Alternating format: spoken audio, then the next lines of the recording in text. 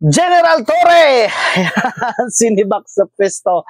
Ayan, bago po natin pag-usapan yan, no, ay sa lahat po ng hindi pa nakapag-subscribe sa ating YouTube channel, no, please subscribe, no, at saka pakipindot na lang din ho yung notification bell para updated po kayo sa mga balitang ihahatid ni Banat Mandaya. Ayan, ito po ngayon, no, pag-usapan po natin, no, kasi itong si General Torre, mga kababayan, no, sinibak sa pwesto. So nagkagulo na yan sila dyan, mga kababayan, no? Hindi natin alam kung agawan sa pwesto o ano ba, silos-silos ba, yan, di ba? Ganun, hindi talaga yan mawawala, mga kabanat, sa isang pundok.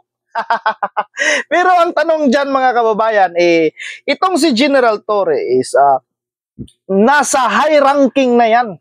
4-star general, no? PNP chief, no? High ranking na yan, mga kababayan, no? Para sabihin ko sa inyo, no? Tapos ngayon, matapos tanggalin, bakit tinanggal, no? Ano kaya yung mga dahilan, no? Hindi pinaboran si General Torre. Matapos niyang gawin yung mga pinag-uutos sa kanya, no? Kahit hindi due process ay sinunod niya pa rin. Pagkatapos ngayon ay sisibakin lang ng basta-basta.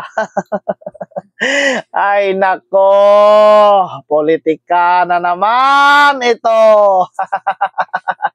So mga kababayan, no, para sa akin, no, tapos ang usap-usapan ngayon, mga kababayan, ay mayroong bagong trabaho na ibibigay ang Pangulo kay General Torre.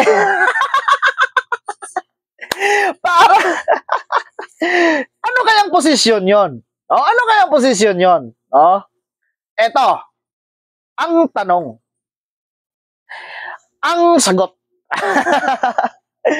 Kailangan pa bang tanggapin ni General Torre yung posisyon na yon na ibibigay ng Pangulo? Ay nako, bumili ka na lang ng martelyo at ipokpok mo sa ulo mo pag tinanggap mo pa yon, no? Para sa inyo, mga kababayan, ano kaya? Kailangan pa ba niyang tanggapin yung posisyon nga nakalaan para kay General Torre, no? Sa akin, mga kababayan, para sa akin, para lang sa akin. Sa akin lang naman to, iwan ko sa kanya, di ba? Akin lang naman to. Ginawa ko na yung lahat. Unang-una, no? Napahiya ako. Napahiya si General Torre sa kanyang sarili, sa kanyang asawa at anak, sa kanyang mga pamilya na nasa high ranking na siya. Di ba? Abot kamay niya na yung pangarap.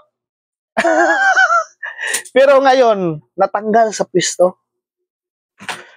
Ngayon, nasa high ranking na ako.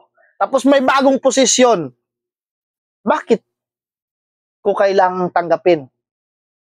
Di ba? Bakit ko pa kailangang tanggapin?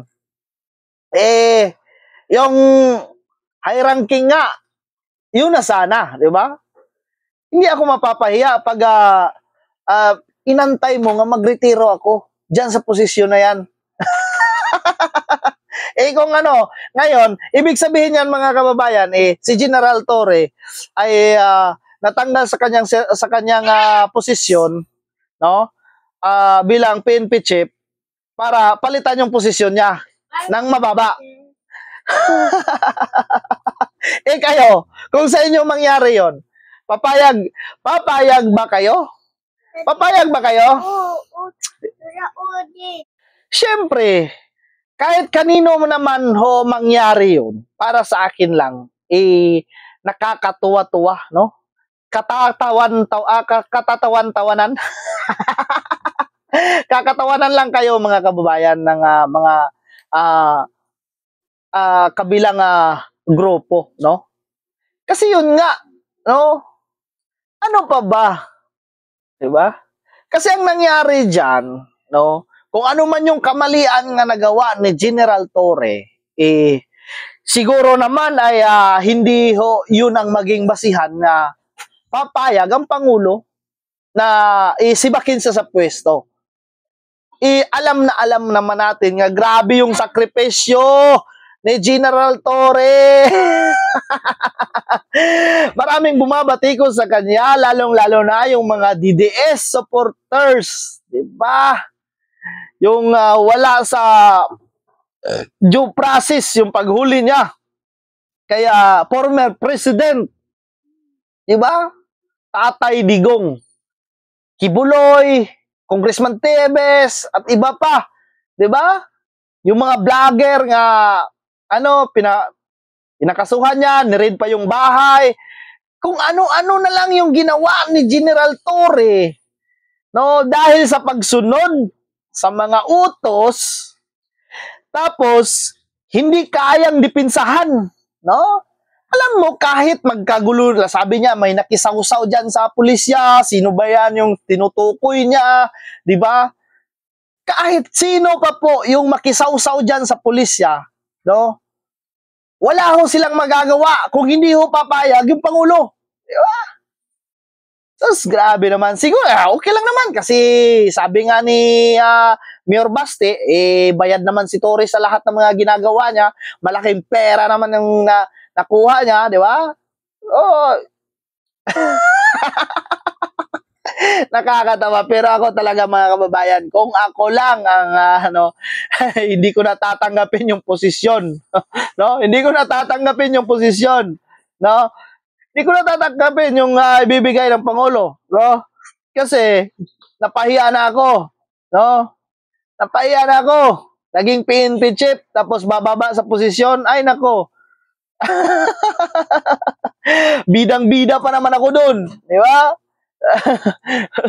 Wala, desidido na ako. Wala na akong magagawa. Kailangan ko na isakay talaga yung presidente sa eroplano papuntang Dahig, di ba? Wala, di ba? Pinapapilan niya na yung lahat ng mga yung lahat ng gawain sana ng iba, pero siya na yung pumapapel dahil yun nga sa pagsunod sa utos sa kanya. Tapos sa kunting kamalian lang, hindi pagkakaintindihan, kung may nakisawsaw talaga dyan sa pulisya, ito naman ang Pangulo, pumayag naman. Bibim, bakit mo pinayagan, no? Sabi nga, hindi daw madali para sa Pangulo nga tanggalin sa posisyon si bilang PNP chief si General Torre. Hindi madali. Anong hindi madali? Nangyari na. 'Di ba? Oh, 'yun lang po mga kababayan, no? Sana po ay sa inyo kung ano yung opinion nyo, please mag-comment kayo sa comment section. Maraming salamat sa inyong lahat. Please subscribe and God bless.